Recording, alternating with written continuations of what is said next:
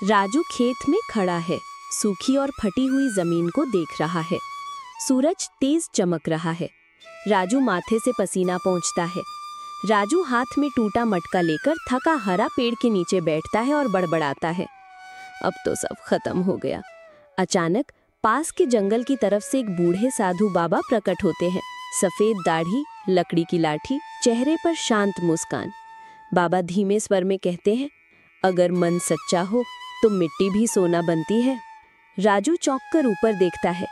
राजू आश्चर्य से बाबा को देखता है और पूछता है, आप कौन हैं? बाबा मुस्कुराते हैं, मैं वो हूँ जो जरूरत के वक्त आता है। बाबा अपनी झोली से एक चमकता हुआ बीज निकालते हैं और राजू को देते हैं।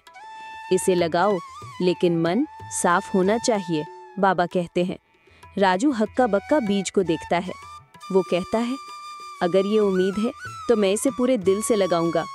राजू खेत में एक गड्ढा खोदकर बीज लगाता है। जैसे ही बीज मिट्टी में जाता है, जमीन हल्की सी कांपती है। राजू हर दिन सुबह उठकर उस बीज को पानी देता है और मन ही मन प्रार्थना करता है। आसमान में बादल आते हैं, गरजते हैं और पहली बार महीनों बाद खेत में बारिश होती है। राजू आकाश की ओर देखकर मुस्कुराता है। बीज जहां लगाया गया था वहां से एक हल्की सी हरी चमक निकलती है और एक नन्हा अंकुर फूटता है। राजू खुशी से साधु बाबा की तरफ देखता है। बाबा आंखें बंद किए ध्यान में है और धीमे स्वर में बोलते हैं, रात का समय है, आसमान तारों से भरा है। राजू खेत में बैठा उस छोटे से पौधे को निहार रहा है।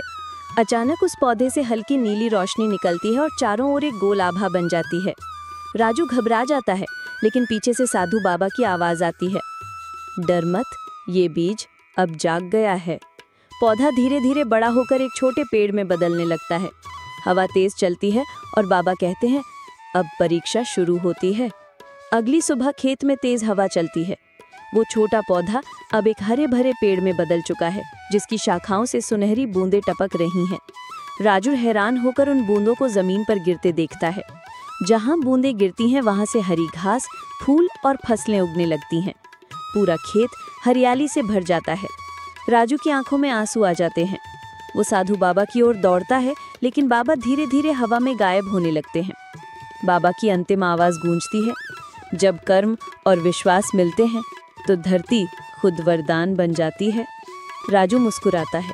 कैमरा ऊपर उठता है, पूरा गांव हरियाली से भर गया।